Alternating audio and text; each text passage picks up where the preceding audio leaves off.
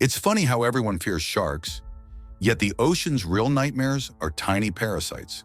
They do not chase you, they just sneak in, settle down, and never leave. Most people barely think about parasites unless one ruins your dinner. But underwater, parasites play by different rules that heavily favor them. The ocean gives them space, movement, and endless hiding spots. That combination lets them spread faster, feed longer, and stay unnoticed. Sea parasites live on skin, inside bodies, and even within organs. And in this video, we'll take a look at why they are so much more terrifying than land parasites. But before we get into what makes them so scary, let's first take a look at their habitat. These guys live in the ocean, which covers over 70% of Earth. This gives parasites endless space.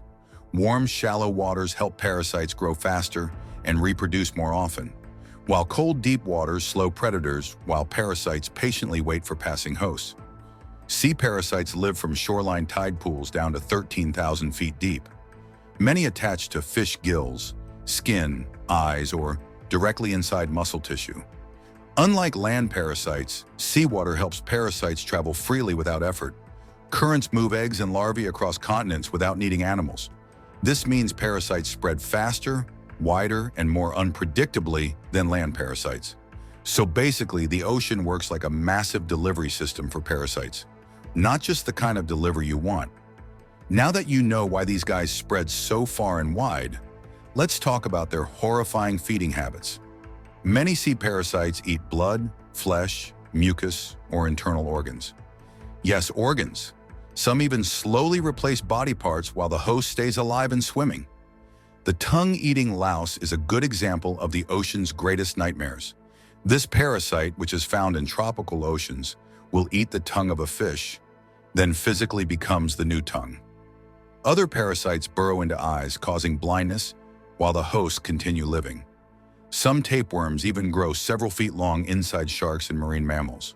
But unlike land parasites, many ocean parasites never leave their hosts. They feed constantly, weakening them until predators finish the job. This slow draining makes hosts vulnerable and spreads parasites further. It is efficient, cruel, and one of the most extreme occurrences in marine environments. Another thing that makes sea parasites scarier is that they reproduce faster than Burger King makes burgers.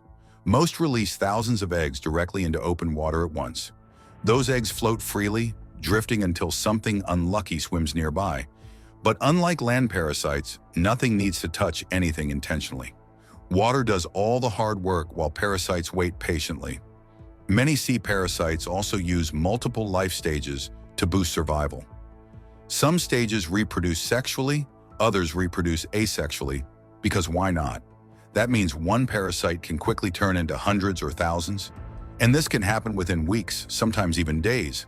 Fish farms accidentally turn this process into a parasite theme park. Why? Because thousands of fish packed together make ideal breeding conditions. Parasites spread host to host without resistance or escape routes. Sea lice explode in numbers around farm salmon quickly. Worms and flukes follow the same pattern with terrifying efficiency. On land, parasites usually rely on close contact or poor hygiene. But in the ocean, water movement replaces all that effort entirely. Currents push larvae into new areas constantly. So parasites only need time, and hosts eventually appear. Once parasites establish themselves, populations grow quietly at first. Fish show stress signs, but people rarely notice immediately. And by the time symptoms become obvious, the damage has already been done. Parasites also synchronize reproduction with seasonal migrations. When hosts move, parasites hitch these free rides effortlessly. This allows rapid expansion across huge distances. Predators then eat infected prey and continue spreading parasites. It becomes a chain reaction nobody sees coming. Temperature changes also speed parasite development cycles. Warmer water shortens time between generations significantly, and climate shifts now accelerate reproduction rates further. That makes outbreaks more frequent and harder to predict. Humans often react only after economic damage appears. By then, ecosystems already struggle under parasite pressure. This speed and invisibility make sea parasites feel unstoppable. They multiply fast, spread silently, and rarely face natural limits. But wait a second. I hope you don't think sea parasites only bother fish and whales, because that assumption encourages risky behavior around seafood and swimming.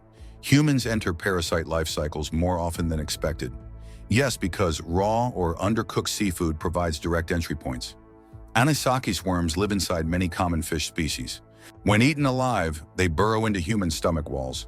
The pain feels sudden, sharp, and extremely unpleasant. Symptoms include vomiting, nausea, internal bleeding, and severe cramps. Believe it or not, doctors sometimes remove worms surgically from patients. Yes, surgeons pull live worms from living humans. That image alone should inspire better cooking habits. Other parasites enter through small cuts while swimming. They thrive in warm coastal waters worldwide. Once inside, they cause infections resistant to antibiotics. Healing takes longer and complications appear more often. Some infections even lead to tissue damage that requires medical intervention. Unfortunately, climate change increases these risks significantly. Warmer oceans expand parasite ranges toward populated coastlines, and parasites once limited to tropics now move northward. More people encounter them without even realizing danger exists. Beachgoers swim in waters containing parasite larvae unknowingly, and fishermen handle infected fish daily without protection. Sadly, global seafood demand increases exposure opportunities constantly. Improper freezing and preparation allow parasites to survive meals. Tourism also adds another layer of risk in unfamiliar waters. People trust clear water, but little do they know that parasites can be invisible. Unlike bacteria, you cannot smell or taste them. Symptoms simply appear later, disconnecting cause from effect. That delay makes diagnosis harder and treatment slower. Surprisingly, public awareness about sea parasites is still very low compared to land-based parasites. Education focuses more on bacteria than marine parasites, but as ocean use increases, human contact rises inevitably. What I'm about to say is scary but true. Do you know that parasites adapt faster than public health systems respond? This growing gap makes sea parasites even more dangerous every year. They do not attack aggressively, but the consequences hit hard later, and that quiet threat makes them far scarier than expected. The worst part is that ocean parasites are masters of staying hidden, and the ocean helps them cheat. You cannot easily see parasites underwater until the damage becomes obvious, and that delay is everything. Fish do not cough, limp, or complain in ways humans instantly notice. They keep swimming while parasites quietly drain them from the inside. And by the time something looks wrong, entire fish populations may already suffer serious damage. At that point, scientists are basically showing up after the party ended and the house burned down. The ocean itself makes detection ridiculously hard. It is deep, dark, and massive, and humans barely monitor a fraction of it. Monitoring deep ocean environments costs enormous time and money, and even then you only get snapshots. Research ships, underwater drones, and sensors are expensive and limited. You cannot check every reef, trench, or open water zone regularly. Parasites love that because they thrive in places humans rarely visit or even think about. Land parasites get studied more simply because humans run into them constantly. We find ticks on our legs, worms in pets, and lice on kids. That direct contact triggers research funding, public awareness, and fast responses. But ocean parasites stay out of daily human life, so they feel less urgent. Fish suffering underwater does not spark panic the same way a human outbreak does. That difference alone slows research by years. Many marine parasites are undiscovered even till this day, which is honestly unsettling. Scientists regularly describe new species hiding inside common fish that people eat weekly. Some parasites even look harmless on the outside but wreak havoc internally. Others only appear during certain life stages, then vanish again. This makes them easy to miss during surveys. Imagine trying to track criminals who change outfits constantly and only come out at night. That is what parasite research feels like underwater. Control methods create another nightmare. On land, you can isolate animals, treat individuals, and clean environments. But in the ocean, that logic collapses instantly. Control methods like chemicals harm ecosystems more than parasites ever could. Just think of it. Dumping treatments into water kills plankton, coral, and helpful species immediately.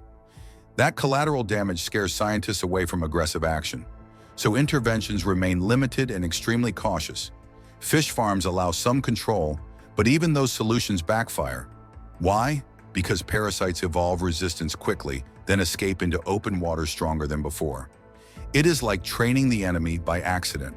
Physical removal works on land, but is impossible in open oceans.